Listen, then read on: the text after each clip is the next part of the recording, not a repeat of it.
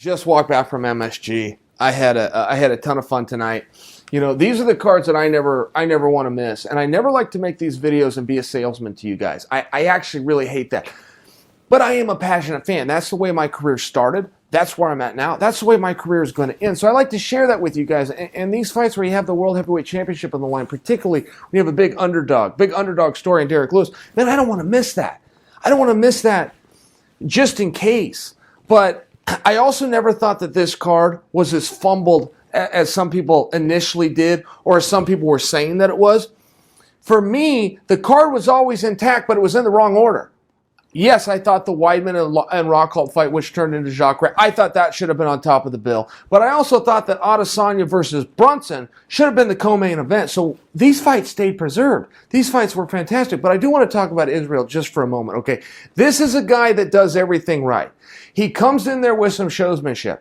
He comes in there with a little bit of anger. You can see the chip he has on his shoulder. You can see and sense the drive, but there is nothing that is manufactured about this. It comes off crystal clear. This is a real guy who's worked really hard, who has really big goals, and he's willing to get off his biscuit and get in there and risk it, okay? He's not just talk. He's just also willing to talk. He's also willing to share with you why he should be given the opportunities.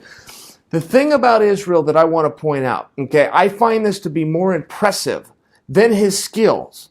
The thing about him that I would find intimidating if I was in that division is his ability to grow in between fights. Okay, 2 fights ago, he was getting taken down. 2 fights ago, he was getting held down, and 2 fights ago, it appeared he had conditioning issues. 1 fight ago, all of a sudden those conditioning issues are gone, and all of a sudden he's not so easy to take down, particularly to hold down. Tonight, you couldn't even take him down, and Derel Brunson is nobody's fool. Okay, Derel Brunson is a really tough night out, but when you're dealing with Adesanya, particularly tonight, you have a guy who's closing gaps, a guy who's able to go and look at his own footage, even in victory. So many times a guy will have victory and sit down with his coaches and go, okay, well, we did everything right. Let's duplicate that. No, you didn't. You did plenty of things wrong. You just happened to also win.